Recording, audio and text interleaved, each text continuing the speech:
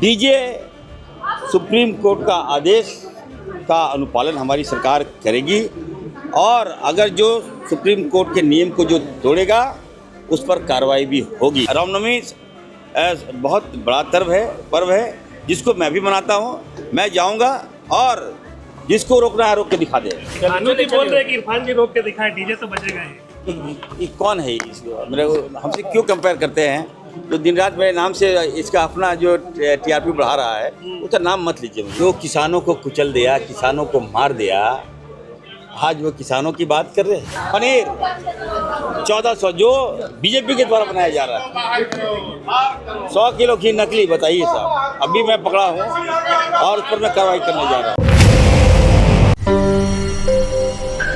DJ supreme court का आदेश का अनुपालन हमारी सरकार करेगी और अगर जो सुप्रीम कोर्ट के नियम को जो तोड़ेगा उस पर कार्रवाई भी होगी। मैं कहना चाहता हूँ, देखिए डीजे हमें क्या आपत्ति हो सकता है, लेकिन बीइंग डॉक्टर मैं कहना चाहता हूँ अगर आपके आसपास अगर डीजे चला जाता है तो कितने लोगों को हार्ट में प्रॉब्लम होता है, कई लोगों की जान चली गई है। हम अपने जामताड़ा की बात करते हैं, एक 65 वर्षीय व्यक्ति की जान चली गई डीजे की वजह से। तो हम किसी की जान के साथ तो खिलवाड़ नहीं कर सकते और ये जो डीजे को धर्म से जोड़ रहा है बिल्कुल गलत बात है। रामनवमी बहुत बड़ा पर्व है जिसको मैं भी मनाता हूँ। मैं जाऊँगा और जिसको रोकना है रोक के दिखा दे। मैं हजारीबाग भी जाऊँगा, मैं वहाँ डंडा बांधूंगा, रामनवमी मनाऊँगा, लेकिन डीजे के साथ नहीं मनाऊंगा।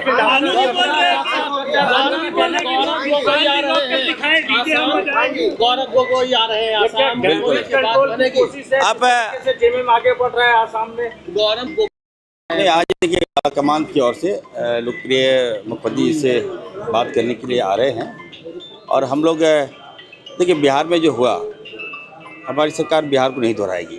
हमारे यहाँ लोकप्रिय मुख्यमंत्री जी का जनाधार बढ़ा है।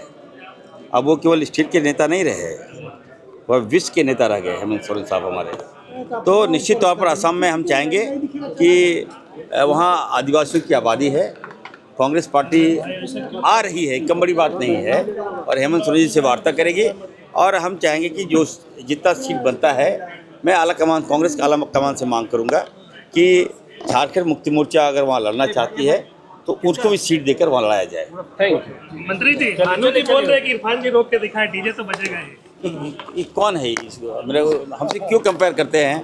जो दिन रात मेरे नाम से इसका अपना जो टीआरपी बढ़ा रहा है उसका नाम मत लीजिए। मुझे देखिए काम करने दीजिए ना, क्यों हल्का मुझे आप फिर बोलिएगा इस तरह से, आप लोग इस तरह बोलिएगा फिर हम बयान नहीं देंगे आप लोगों को फिर दोबारा। आप लोग साथ दीजिए मेरा। आप लोग अभी हम देखिए अभी सारे पत्रकार को आज हम घोषणा करने जा रहे हैं, आप लोग को हम हेल्थ इंश्योरेंस के साथ आप लोग को टैग करेंगे, तो आप लोग सपोर्ट कीजिए।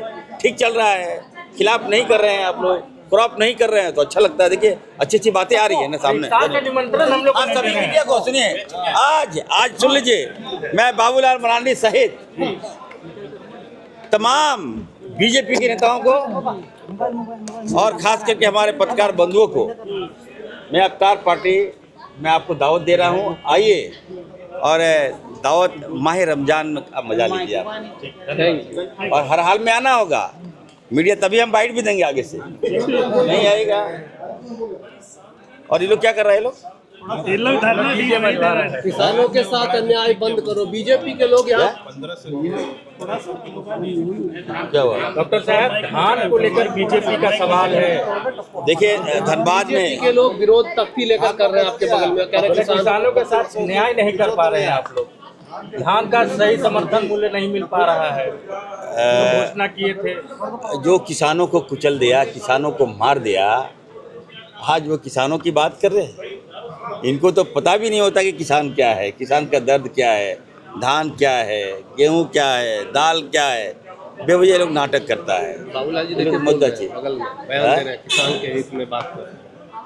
बाबूलाल जी को तो हाईजैक कर लिया है बीजेपी। बाबूलाल जी 20 साल तक किसानों की चिंता नहीं थी।